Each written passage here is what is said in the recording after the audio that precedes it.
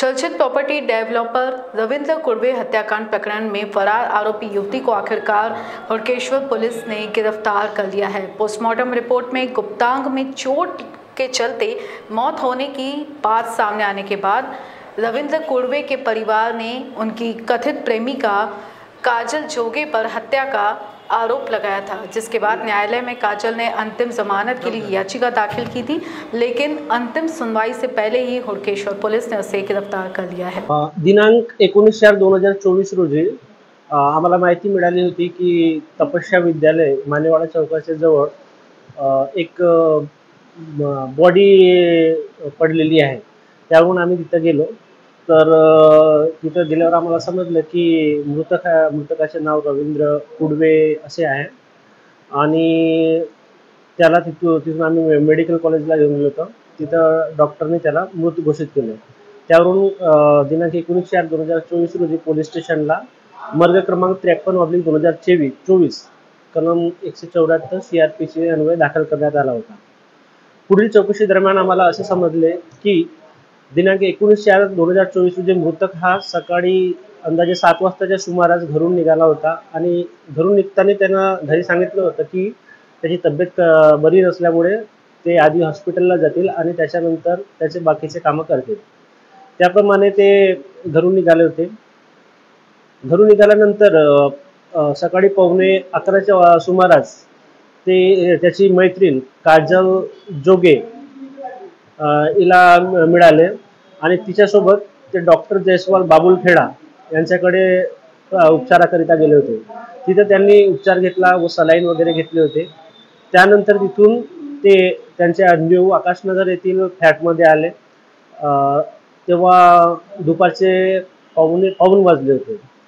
त्यानंतर तिथं थांबले ते 4 वाजतापर्यंत। त्या दरम्यान त्यांच्या दोघांमध्ये काजल जोगे आणि मृतक रवींद्र कुडवे यांच्यामध्ये जुन्या पैशावरून तसेच हे मृतकाचे आरोपीचे दुसऱ्या दिवशी साक्षगंध होते आणि त्या साक्षगंधाला आणि किंवा लग्नाला मृतकाचा विरोध होता। या दोन कारणामुळे त्यांच्यामध्ये विवाद झाला। तिथे झटापट झाली आणि त्या झटापटी दरम्यान आरोपी मुलगी काजल जोगे हिने मृतकाच्या गुप्तांगावर लाथ मारली।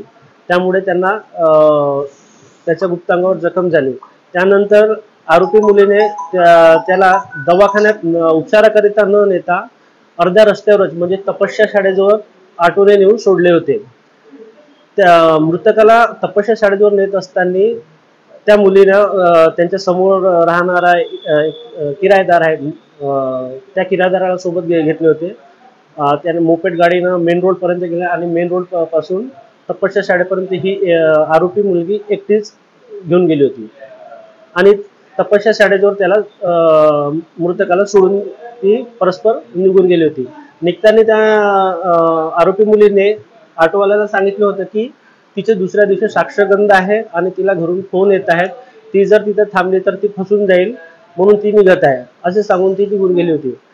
त्यानंतर मृतक तिथं तपस्या शाळेजवळच पडून होता। ही घटना सायंकाळच्या 4 वाजताची आहे। सर यामध्ये टोटल एक अहवाल मिळाला होता, त्या अहवालमध्ये पोस्टमॉर्टम रिपोर्ट मध्ये काय नमूद आहे, कशासाठी कसा त्यांची मृत्यू झाली आणि आता आपण मुलगीला अटक केली आहे का काय आणि त्यांच्या एक्स्ट्रा मॅरिटल अफेअर होता का, कधीपासून होता? आरोपी मुलगी काजल जोगे आणि मृतक रवींद्र कुडवे यांचा साधारणतः अंदाजे 5 वर्षापासून अनैतिक संबंध होते आणि तिचं दुसऱ्या दिवशी साक्षगंध होते। या कारणामुळेच त्यांचे प्रेम संबंध असल्यामुळे हे मृतकाचा त्यांच्या लग्नाला विरोध होता। आणि जे रिपोर्ट आई आहे मेडिकलची म्हणजे काय नमूद आहे? प्राथमिक रिपोर्टमध्ये हे सांगण्यात आले होते की त्यांच्या अंडाशयाला मार लागल्यामुळे त्यांचा मृत्यू झाला आहे, परंतु ती इंटरनल जखम आहे किंवा एक्सटर्नल जखम आहे याबद्दल सांगण्यात आले नव्हते। त्यामुळे मर्ग दाखल करण्यात आला।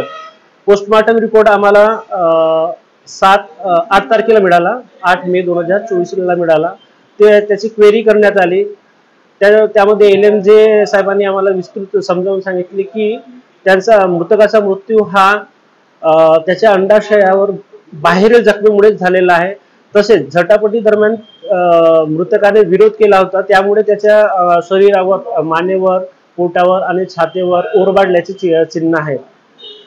ह्या सगळ्या गोष्टीवरून हे स्पष्ट झाले आहे की आरोपी मुलगी काजल जोगे हिनेच मृतकाला मारलेले आहे। सर, यामध्ये मुलगीला अटक केली आहे का आणि काही अजून साथीदार असू शकते का यामध्ये, काय नाही? यामध्ये आरोपी काजल जोगेला हिला काल अटक करण्यात आली होती। ती 2 दिवस फरार होती। आम्ही तिच्या शोधात होतो। त्याच्यानंतर आम्ही टेक्निकल तपास करून आणि सायबर शाखेची मदत घेऊन काल त्यांना कडमेश्वर परिसरातून ताब्यात घेतले आणि पोलीस स्टेशनला आणून अटक केली। आता तिला आज कोर्टासमक्ष हजर करून PCR घेण्यात येणार आहे। त्यानंतर तिचे साथीदार होते का, किती साथीदार होते, कोण होते याबाबत तपास करण्यात येईल।